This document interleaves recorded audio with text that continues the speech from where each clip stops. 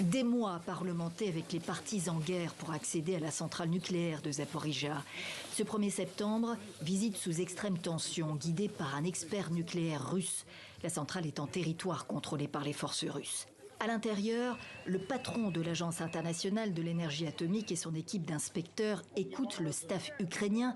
Ils prennent des notes. À sa sortie, Raphaël Grossi est formel. Je me suis inquiété, je m'inquiète et je continuerai de m'inquiéter pour la centrale, jusqu'à ce que nous ayons une situation plus stable, plus prévisible. Il est évident que la centrale et l'intégrité physique de la centrale ont été violées plusieurs fois.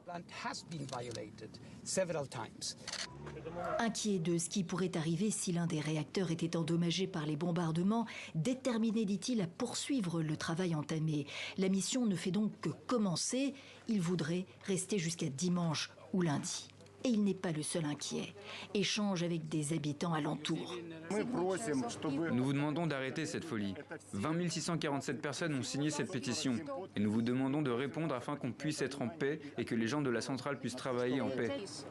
Eh bien, vous pouvez dire à tout le monde que j'entends leur voix.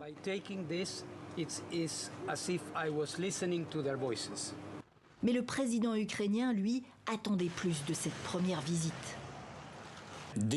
La démilitarisation du territoire de la centrale est l'objectif des efforts ukrainiens et internationaux. Et il est regrettable que nous n'ayons pas encore entendu les messages appropriés de la part de l'AIEA.